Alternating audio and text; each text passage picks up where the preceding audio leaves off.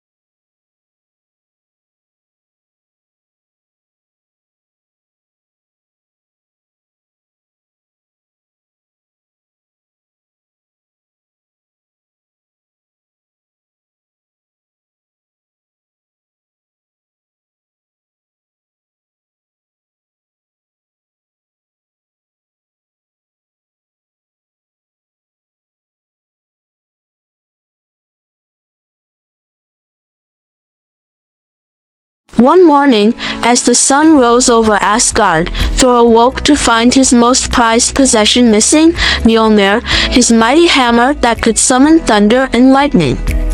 Panic set in as Thor turned his chambers upside down searching for it. Without Mjolnir, Thor felt vulnerable. The hammer wasn't just a weapon, it was the symbol of his strength and power. Thor rushed to the great hall of Asgard, where the gods had gathered.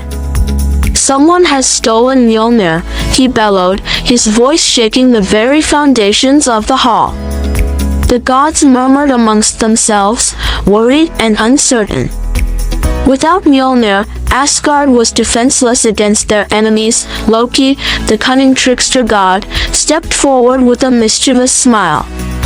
"Let me find out who has taken your hammer, brother," he said confidently.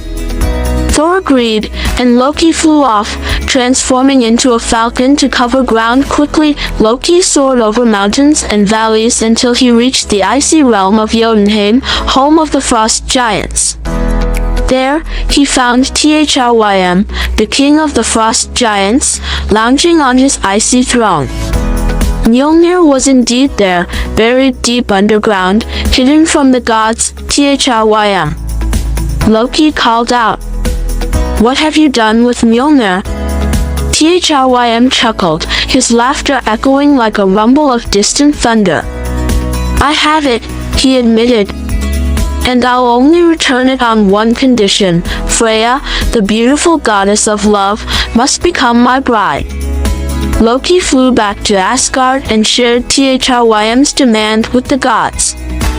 Freya's face flushed with anger. "I would never marry a beast like Thrym," she snapped, her eyes blazing with fury. Thor, desperate to get Mjolnir back, turned to Loki. "What can we do?" Loki smirked, an idea already forming in his clever mind. "We'll trick him.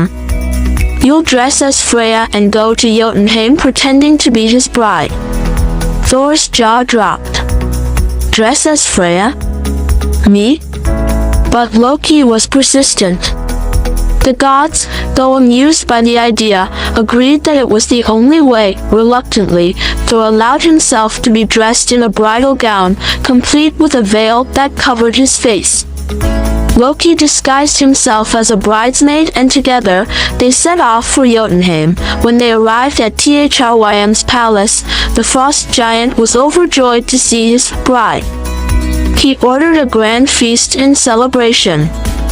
As soon as the food was served, Thor, still disguised as Freya, devoured entire trays of roasted oxen and drank barrels of mead. Thrym's eyes widened in shock. "I've never seen a woman eat and drink like that," he exclaimed, leaning toward Loki in confusion. Thinking quickly, Loki said, "My lady hasn't eaten for 8 days and nights." She was too excited about the wedding to have a single bite. Thrym nodded, satisfied with the explanation, and the feast continued. When the time came for the wedding gifts to be presented, Thrym proudly called for Mjolnir to be brought forward. "Place it on her lap," Thrym said, "so that our union may be blessed." The moment Thor saw his hammer, a fierce determination sparked in his eyes. He grabbed Mjolnir with one swift motion, throwing off the veil and revealing his true identity. "You fool!" Thor roared. "I am Thor, god of thunder." Thunder roared in the sky, and lightning crackled in Thor's grip. He swung Mjolnir with all his might, striking down Thrym and the frost giants who dared approach him. The earth shook under the force of Thor's blows. The frost giants, terrified and overwhelmed by Thor's wrath, fled in all directions. When the dust settled, Thrym and his followers lay defeated. With Mjolnir in hand once more, Thor and Loki returned to Asgard. The gods cheered as they saw Thor walking back through the gates, victorious and proud. Loki, unable to resist a joke, said, "Thor, I must say, you made a beautiful bride." Thor rolled his eyes but smiled. "Never again, Loki. Never again." With Mjolnir back where it belonged, peace returned to Asgard. The gods knew that Thor's strength, combined with Loki's cunning, made them an unstoppable pair, even if it meant dressing up as a bride. In Norse mythology, Hrungnir was a powerful and boastful giant from Jotunheim, the land of the giants. One day, while in Asgard, Hrungnir drank heavily and bragged about his strength. He claimed he could destroy Asgard, defeat all the gods, and even take over Thor's realm. The gods grew tired of Hrungnir's arrogance and summoned Thor, the mighty god of thunder, to deal with him. Hrungnir boldly challenged Thor to a duel, and they agreed to meet in the land of the giants for the fight. Hrungnir was confident because he had a massive stone shield and a whetstone, which he intended to use against Thor. As the duel began, Hrungnir stood tall with his stone shield raised. Thor, wielding his enchanted hammer Mjolnir, charged towards him. Hrungnir threw his enormous whetstone at Thor, hoping to crush him. However, Thor hurled Mjolnir with such force that it shattered the whetstone in midair, breaking it into pieces. One fragment lodged itself in Thor's forehead, but Mjolnir continued on its path, striking Hrungnir directly in the head. The blow was so powerful that it killed Hrungnir instantly, and the giant collapsed to the ground, with his massive leg pinning Thor down. Thor, though victorious, couldn't free himself from beneath the giant's heavy body. Eventually, Magni, Thor's young son, arrived and lifted the leg with ease, freeing his father. This battle reinforced Thor's unmatched strength and his role as the defender of both gods and humans against the forces of chaos and destruction. It also demonstrated the deep respect even giants had for the power of Thor. Despite their enmity with the gods, Thor's triumph over Hrungnir became one of his most famous victories, illustrating the fierce rivalry between the gods of Asgard and the giants of Jotunheim. Ragnarok, the end of the world. In Norse mythology, Ragnarok is the prophesied apocalypse, a final, cataclysmic battle between the gods and the giants that will bring about the end of the world. The signs of Ragnarok. The signs of Ragnarok are marked by cosmic upheaval. The world will shake violently, causing mountains to crumble and seas to flood the land. The Midgard serpent, Jormungandr, will rise from the ocean, causing massive waves and disrupting the world's balance. The monstrous wolf, Fenrir, will break free from his chains, and the dead will rise from hell, led by the goddess Hel, the gathering storm. As these signs unfold, the gods prepare for the final battle.